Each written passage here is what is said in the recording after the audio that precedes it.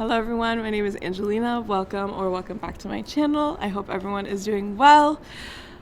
So, today, clearly I'm outside. I have my Yeti mic. I've been waiting to use this mic. I actually bought this mic like a year ago and I hadn't used it for anything except for like singing occasionally, but today I'm going to use it in a video because this sucks at picking up audio. Anyways, if you clicked this video, you probably know exactly what I'm talking about. I am going to be diving deep. Okay, maybe not that deep, but I'm going to be talking about what is life, the experience of life as a human being.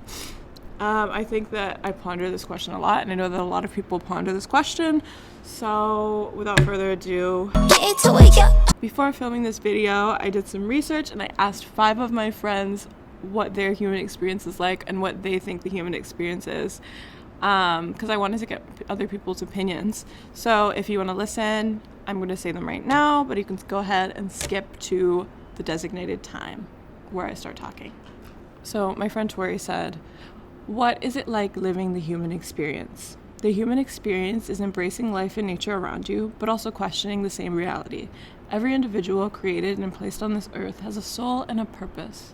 The times I feel I am truly human are the times where I'm learning and bettering myself or my community. It is essential to human life to put out positive energy and radiate kindness, as everyone has their own story and their own purpose." This is my favorite part. "To truly live the human life is to be selfless, embrace everyone for their differences, engage in other cultures, and take in the beauty of nature all around us." Note, she did not say colonize, she said take in. Okay? Next, my friend Caitlin said, "I feel the human experience is something unique for everyone. We're all put into this birth lottery before birth in a way, and none of us are allowed to choose who we'll be or how we'll live as a result." This line in particular reminded me of the domestication of humans that Don Miguel talks about in The 4 Agreements. So if you haven't read that, check it out. I might do a book. I may do like a 5 books I've read video. So if you want to see that, comment or like. Anyways, continuing. "Everyone is guessing how to do life based on society's standards and the traditions we carry on for centuries out of habit. I feel like in a way we all kind of have the tendency to follow the leader, but we define it as social order and structure. I think the saying, 'life is what you make it,' is also very fitting. Every day we make the choice, and those little decisions add up and shape our destiny. It's fascinating that no one's life is like the next person. Even twins think and feel different things and experience life differently. Overall, it's pretty profound. We don't ask to be here. We don't know why we're here. We just are in the form of human beings." Next is my dear friend Mo. He took the question quite literal with his response. He said, "Humanity to me is curiosity and adventure, to see what's beyond every horizon, seeking out flowers, incense, music, and the beauty of earth. Communing to share burdens, knowledge, joy, and most importantly, meals. Understanding what it took to build a civilization and how many fell trying. Accepting the responsibility of preserving that which ensures survival and becoming ancestors to greater generations. Looking to the stars and facing the contradictions of the importance and insignificance of humanity while searching for a connection to something bigger." Beautiful. Next is my dear friend Leanne. "The human experience to me is very beautiful and powerful. I am very religious, so I believe we are made in the image of God, who made this pattern of design curated for each individual." But back to human experience. "We are all so unique, and there's so much knowledge to learn and grow from. Animals can't do this. We have a huge impact on society, time, and population. Human experience is a phenomenon that continues for as long as we keep producing. With that being said, it's our responsibility as humans to practice intellect and take care of ourselves and nature. Passing this on to future generations is our responsibility, as we are the only species able to communicate this. It is exploring relationships, developing and learning about everyone's individual paths." A round of applause for all of my wise friends. Thank you guys for sharing. I know Ale is probably going to be disappointed because I didn't include hers, but that's only because it was late. Anyways, Noticed how almost everyone used the word unique or individual? Leanne even went as far as to say the existence is a phenomenon. There is no one-size-fit-all. The human existence is tailored. So why the fuck do we continue to condition ourselves to the traditional way of life? In no way did any one of my friends say, the human experience is based off how well I perform in academics. My soul's sole destiny is to create a family of 6. So first I want to talk about animals because they seem to be knowing exactly what the hell they're doing on this crazy rock of life. So I did some research and I learned the habits of animals and how they seem to know exactly what they're doing. I was looking into what makes an animal so aware of its responsibilities when humans can study language, communicate, express emotions. Those are all things animals cannot do. After doing some research, I realized that animals really only have a sense of mindness and bodiness, according to Mark Beckhoff. I'll incorporate his article in the article that I used to do some of my research. Basically, this is the animal understands that, this is mine, this is my pee, this is my home, this is my this, When identifying self, animals tap into their 5 senses and they use scent and sound. Now, those are things that we use as well, and we are fairly tapped into our 5 senses. But for animals, they can't necessarily just look into a mirror and know that this is me, Mammals will use their urine scent, and birds will use their songs. They can identify different songs of birds and their own. To stay on the topic of birds actually have a DNA that helps them know when to migrate. There's other visual aspects to help them realize that it's time to migrate, like food shortages that happen in the fall when they have to migrate south. But if they don't, that means they can't reproduce and they can't mate, which is bad because extinction, climate change. When finding a mate, humans actually tap into all their 5 senses. You see the person, you go and give them a hug, you see that they smell like sugar, you speak to them, you hear their voice. Can I tolerate this voice for the rest of my life? But animals, they trust their nose over their eyes, mainly because their nose is a lot stronger than us. Birds know when it's time to migrate. Mammals know when it's time to hibernate. Sharks know when they got to return back home, because if they don't, they won't be able to reproduce and they won't be able to mate, just like every other fucking animal in this world. Sharks actually respond to the Earth's magnetic fields, so when we pollute that and we get all this shit in the water, it's kind of hard for animals or for sharks to find their way back to their homes, because the Earth's magnetic fields are the only way that they're able to really know how to get back home, because they don't got a GPS. I didn't really prep what I was going to say today because I kind of wanted it to be spontaneous, and I wanted everything that I said to be, authentic and off the dome. But this question has me stumped. Although I did ask my friends their own responses, I don't know. I can describe the human experience to you as much as I want, but no response is really going to be concrete. We can just continue to learn. I think that learning is a really big part of being a human. I think that, not everyone's path is to go to school, and not everyone's path is to be the biggest and baddest lawyer. Humans, Homo sapiens, we don't know why we're here, and we don't know why or where the fuck any of this came from. We're just taught, we're just shown images of the past and footage from as far back as we can, and we take that and we believe that, and I know that it's true. I'm not saying that history is fake.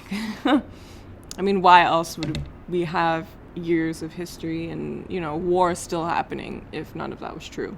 We have pollution on this earth. Being human is trying to survive pollution, but I think what I'm going to do is I'm going to go by being a child, going to school, adolescence, and the other shit that I really can't talk about because I'm not 30 plus and I don't know what it's like to be in the real world. Because right now I just turned 21, so I'm only just entering the adolescence phase. I mean, I went to college, I did everything correct, but now I'm just kind of in this stagnant period of my life where, it's just work and life. I'm back in my home city. I'm not happy here at all. I really want to get out. And, I feel like a part of this generation especially, and the humans that are living today, we're all about that spontaneity and living and going out and exploring and traveling. And, now with COVID, none of us can do any of that. Well, I mean, now we can, but it's very limited. And, we just said, fuck you to Africa, so can't go there. So being a kid, let me tap back into that, because little me was such an inspiration. I wish that I could tap back into her all the time. Unfortunately, I'm still working on that, but kids, we need to protect these kids, because once, you enter that school system and you start getting some systematically fucked up, and, you interact with kids that are coming from a whole bunch of different families. And I'm not saying that's a bad thing, but I've just noticed, even with my niece and nephew, when they, in comparison to when they weren't going to school and when they started to go to school, they're still great kids, and I'm not knocking them at all, but there's just changes in their behaviors and the things that they learn from other kids that they're around and the things that they're observing. It's just, I don't know, I feel like they're being so exposed. You can't shelter them from things like that, but I do wish that there were certain things that we could just mask from children, because I feel like, up till the age of 7, you're so impressionable. You are developing everything that's going to make you a decent human being. And when you have these kids who come from different homes and they come from different upbringings, and certain things are okay at their home that's not okay with your home, you start to lash out, you start to become human, which is it's normal. It's nothing bad. Kids are the key to life. They know what they're doing. They don't, but they do. They know how to be kind. They know how to share. They know, God, I wish I could be a kid again, because being an adult sucks, but that's not the point. I think being an adult is also beautiful and equally as great, but, being a kid, you're exploring your senses, you're exploring yourself. You're learning how to speak. You're learning what manners are. You're learning all of this stuff that's contributing to who you're going to be, You're figuring out whether you like blue over yellow. You're figuring out whether you like potatoes or if you like broccoli. And then when you leave that stage and you enter the young adult stage, which is a new stage I'm going to add. I'm not going to jump straight to adolescence, because I feel like when you move from a kid to becoming an awkward teenager, you start to experience puberty, you start, hormonal changes, which I'm not going to get into, obviously, but, that's a part of being human. And then you leave elementary school and you're going to high school, and you think, okay, these people are going to be with me for the rest of my life. They're going to experience everything with me. Unfortunately, babe, they don't. It's rare. I mean, I have friends who are my ride or dies, they will always be in my life, but the reality is you're not going to be besties and close-knit for the rest of your life, because you got to grow up. But anyway, being a teenager, you get into relationships or you don't. That's normal. I was going to say that you have a lot of firsts, but I feel like a lot of firsts happen through... When you're in high school, you're thinking so far ahead in the future, and you're thinking about, okay, well, I got to take this class if I want to do this in the future. I got to be this way if I want to do this. I want to, and we're just prepping to become adults in this 4-year span of life. All of these different ages of life, we're all looking ahead. We're all thinking about what is going to happen in the future, and we're never, ever, ever present. And I feel like that's a big problem in this generation. We never focus on being present. We never focus on what is happening right now. We never focus on what can I do right now that is going to make me happy right now. It's always what is going to make me happy in the future. But the future is never guaranteed. And that is something that we've all learned, especially the past 2 years.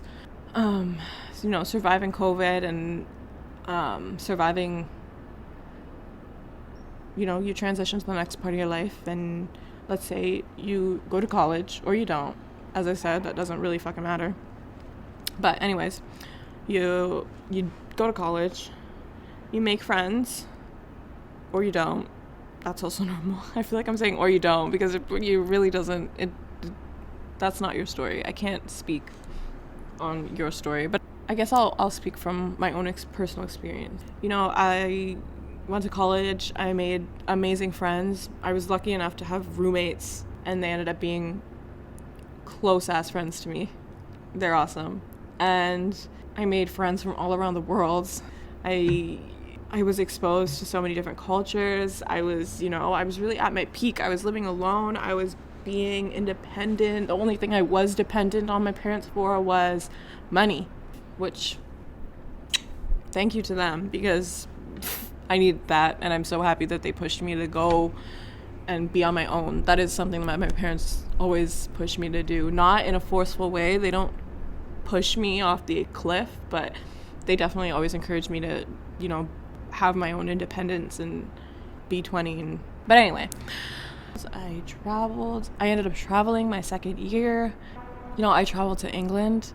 I made even more friends from around the world, friends who I still talk to today.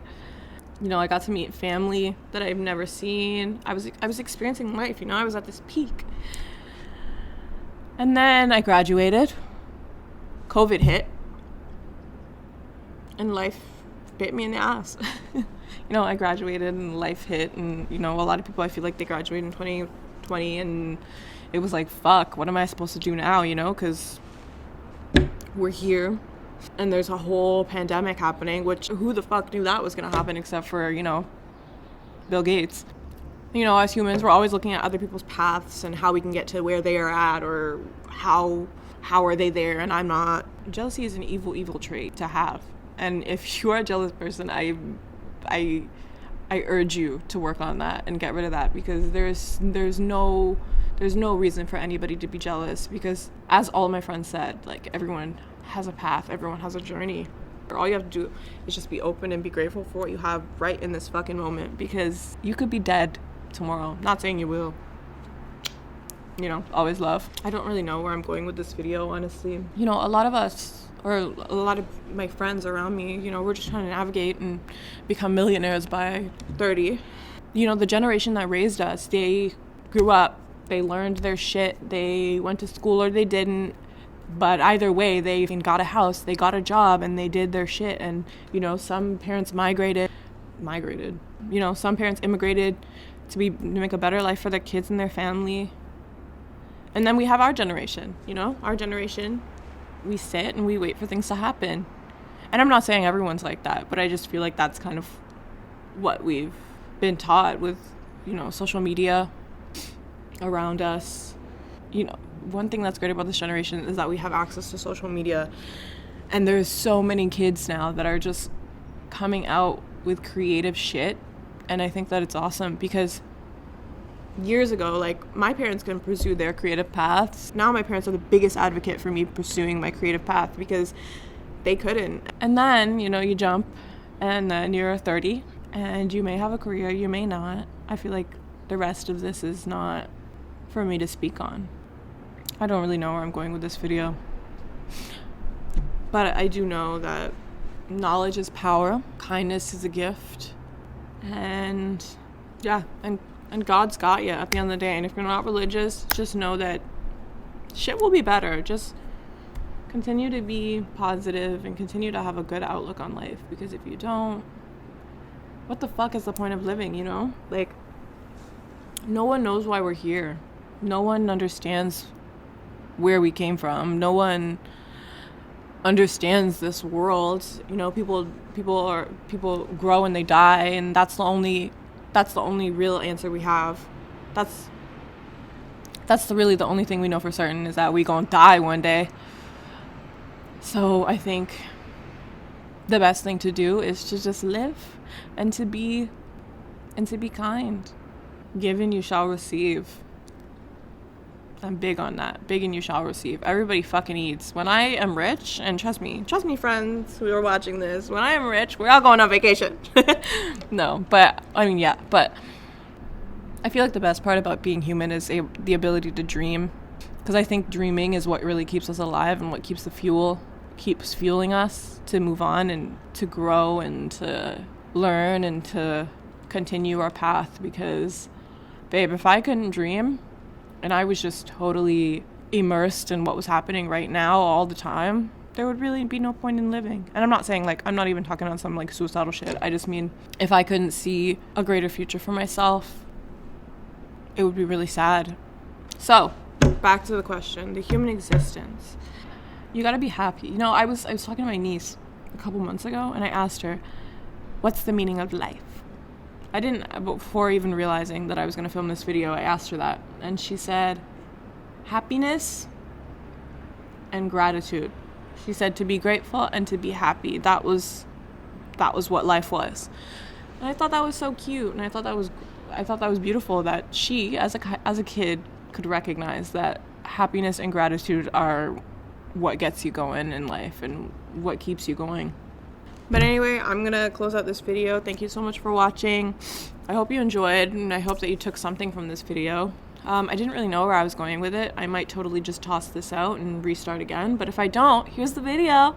Thank you so much for watching once again. Please comment down below your experience, what you think the experience of the human experience is and why we're here. And yeah, thank you so much for watching. I'm gonna go be a human and go eat some toffee pudding by myself and watch some Bob's Burgers. So thank you again. Bye.